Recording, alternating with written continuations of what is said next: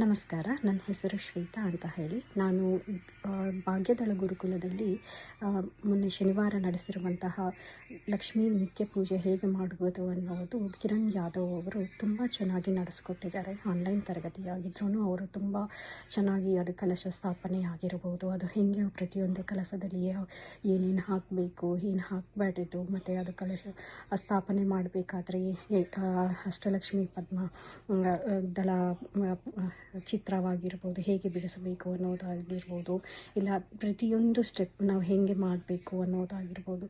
ಮತ್ತು ಇನ್ನೊಂದು ಏನು ಅಂತ ಹೇಳಿದರೆ, ಎಲ್ಲವೂ ಸಿಗದೆಯಂತಹದ್ದು ಲೈಕ್ ತಾಂತ್ರಿಕ ವಿಧದಲ್ಲಿ ನಮ್ಮ 3 ಮಂಡಲಗಳನ್ನು ಹೇಗೆ ಕ್ಲೀನ್ ಮಾಡ್ಕೋಬೋದು, ಮತ್ತು ನಾವು ಅಷ್ಟದಿಗ್ಬಂಧನ ಹಾಕಿಕೊಂಡು ಹೇಗೆ ನಮ್ಮನ್ನು ನಾವು ಕ್ಲೀನ್ಸ್ ಮಾಡ್ಕೊಂಡು ನಾವು ಪೂಜೆ ಕೂತ್ಕೊಳ್ಳೋದು, ಅದು ನಾನಂತೂ ಎಲ್ಲೂ ಆನ್ಲೈನಲ್ಲಿ ನೋಡಿಲ್ಲ, ನನಗೆ ಕೇಳೋದಿಲ್ಲ. ತುಂಬ ಹೊಸದಾಗಿತ್ತು.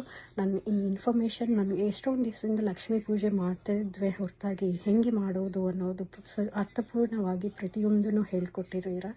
ತುಂಬ ಧನ್ಯವಾದಗಳು ಕಿರಣ್ ಯಾದವ್ಜಿ. ಮತ್ತು ಇಂತಹ ಇನ್ನೂ ಎಷ್ಟೊಂದು ತರಗತಿಗಳನ್ನು ನಾನು ಅಟೆಂಡ್ ಆಗಲಿಕ್ಕೆ ಬಯಸುತ್ತೇನೆ. ನಮಸ್ಕಾರ.